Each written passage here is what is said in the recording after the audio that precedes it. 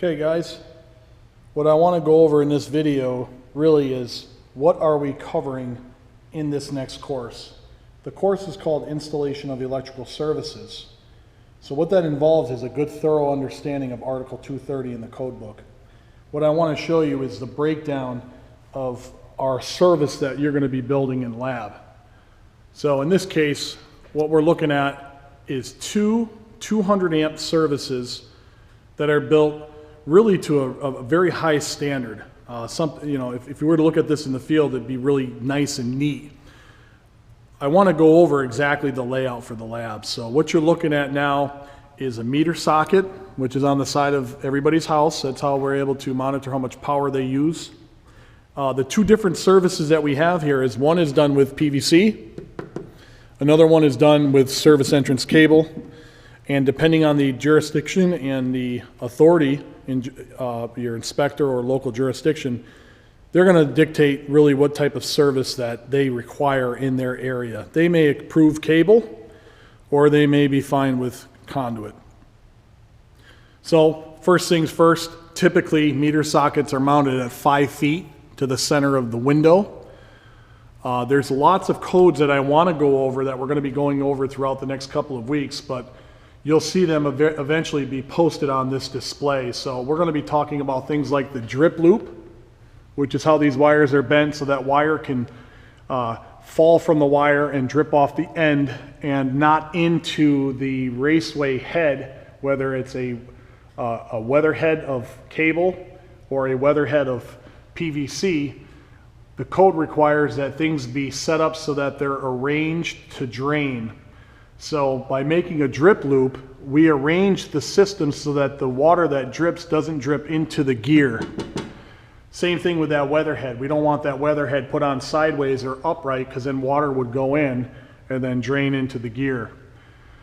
We've got a lot of other things, including the point of attachment. That's covered in the code book. At no point can that be lower than 10 feet above finished grade. At no point can this drip loop as well be less than 12 feet above finished grade. There's a section in Article 230 that refers to heights of that electrical wire distribution from the utility.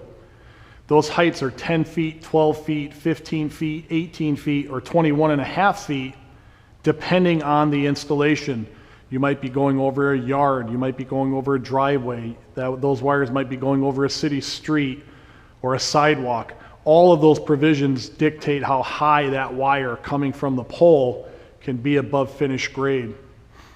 There's an article in the code book that exclusively deals with PVC, with supports.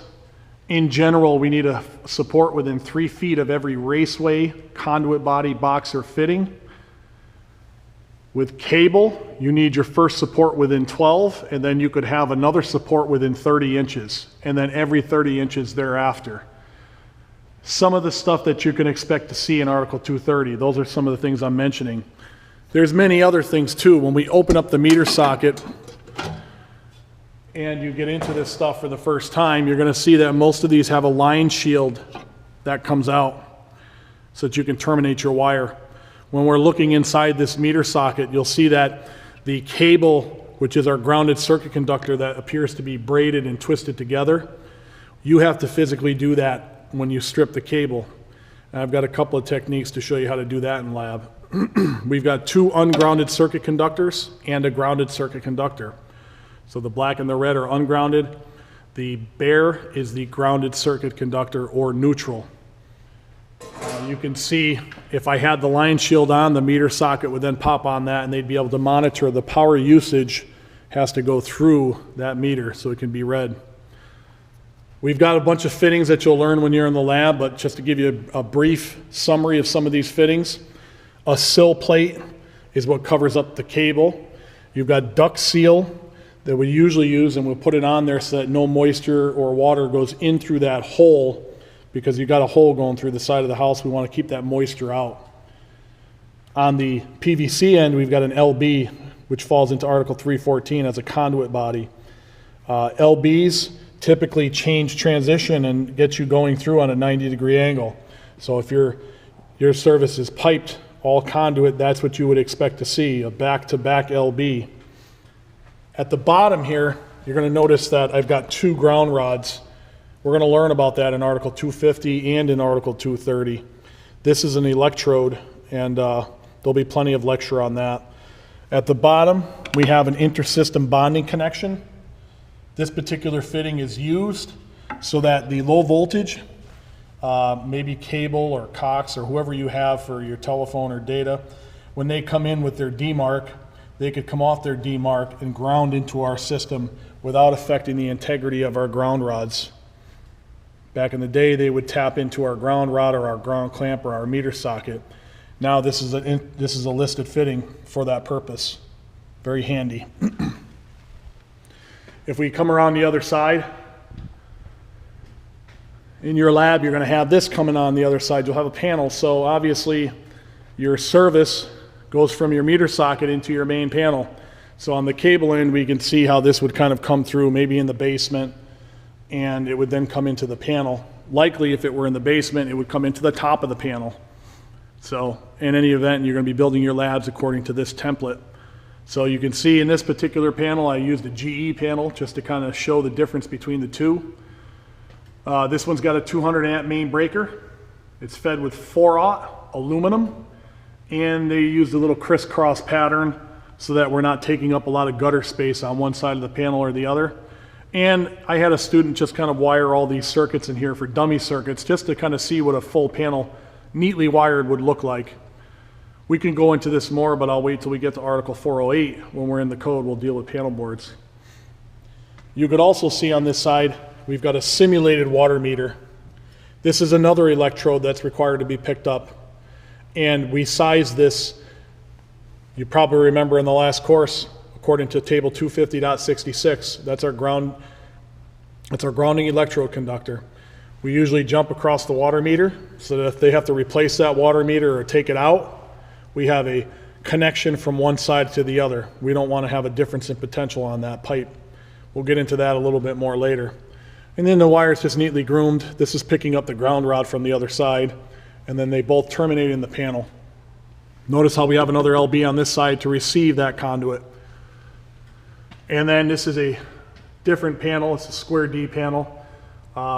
Really what you're looking at here is all 3 wires are coming up on the same side. Notice how they didn't terminate and go all the way to the top of the can. We want to make room for the branch circuits. So if you run your wires all the way up to the top of the gutter, you're kind of blocking the space for the branch circuits, and that's something you don't want to do. And if we take a step back and just kind of look at this in perspective, we see Article 110.12, neat and workmanlike manner. Everything's terminated nice, everything's straight and plumb and strapped. You know, that's pretty much that side. Your booth labs are going to be very similar. You'll be penetrating through 2 layers of plywood to line up the raceway from one end to the other, or the cable from one end to the other. And if we stood back and took a look at this, and if we talked about a little bit more code, we got to remember that that wire that's coming from the utility is high up in the air. It does get attached to your building structure. It gets attached with this porcelain clevis right here, and the code book refers to this as your point of attachment. That's where all the strain and the weight of the cable is attached to, from the telephone pole to here. Oftentimes you want to screw this into the side of your house and make sure that you're running it into some sort of header or framing piece, not just through the plywood. If it were only going through the plywood, that could potentially rip out in time. So you want to make sure that you hit a stud when you're putting that in. It's pretty important. And we've got lots of other codes in the code book of where we can run those wires. How close to windows can we be? How many electrodes are we supposed to pick up? Do we really need 2 ground rod electrodes? You're going to hear the term 25 ohms or less. You're going to see things in Article 230 and hopefully be able to connect the dots in your own home. So you can look around in your home, look in your service, check out the outside work, go inside, check out the inside panel. Send it to me for a picture so I can see how many amps your service is and how nicely done it is. And we'll use that maybe for extra credit. And hopefully then we'll go over more pieces and parts. But as an intro to this course, this is what you'll be doing in the lab. And then you'll have your normal regular assignments that will be put in module blocks, and you should be able to get through this course a whole lot easier than the last one. So hopefully you enjoy the lab and you get your stuff done nice and neat, and it looks as good as this. and we'll see you in the next course.